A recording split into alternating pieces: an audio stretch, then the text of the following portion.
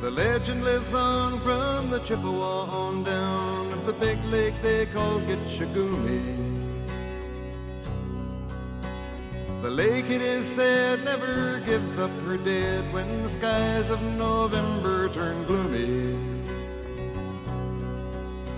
With a load of iron ore, 26,000 tons more than the Edmond Fitzgerald weighed empty.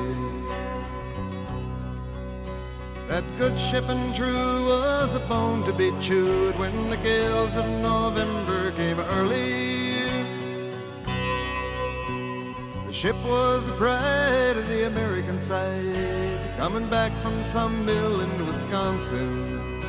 As the big freighters go, it was bigger than most, with a crew and good captain well seasoned, concluding some terms with a couple of steel firms when they left fully loaded for Cleveland. Then later that night when the ship's bell rang, could it be the north wind they'd been feeling?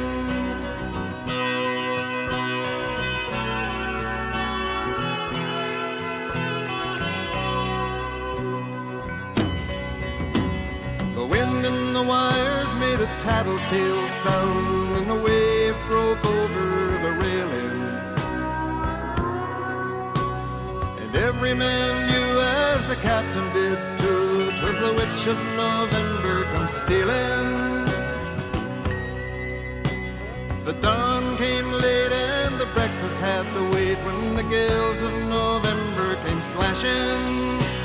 When afternoon came, it was freezing rain in the face of a hurricane west wind.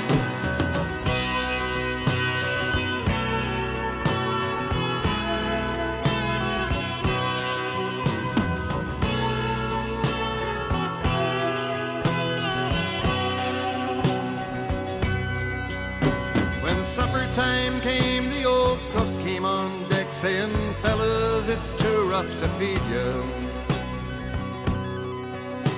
At 7 p.m. a main hatchway caved in. He said, "Fellas, it's been good to know you." The captain wired in, he had water coming in, and the good ship and crew was in peril. And later that night, when his lights went out of sight, came the wreck of the Edmond Fitzgerald.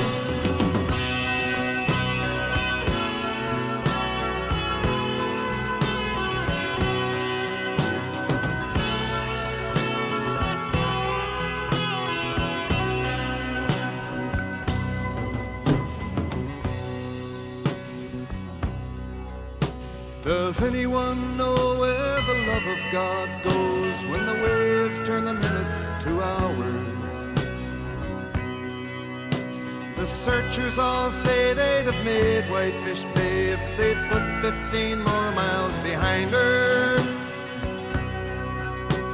They might have split up or they might have capsized. They may have broke deep and took water.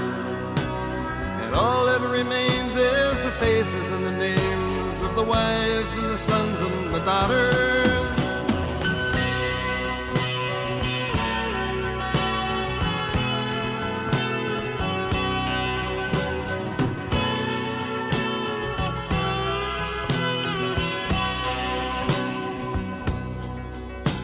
Lake Huron rolls Superior sings in the rooms of her ice water mansion. Old Michigan steams like a young man's dreams. The islands and bays are for sportsmen. And farther below, Lake Ontario takes in what Lake Erie can send her. And the iron boats go, as the mariners all know, with the gales of November remembered.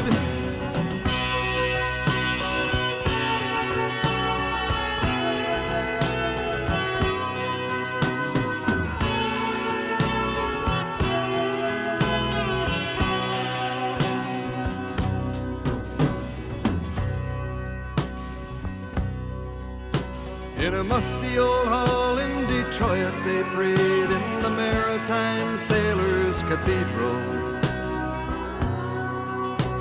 The church bell chimed till it rang 29 times for each man on the Edmond Fitzgerald. The legend lives on from the Chippewa on down of the big lake they call Gitchagumi. Superior, they said, never gives up her dead when the gales of November come early.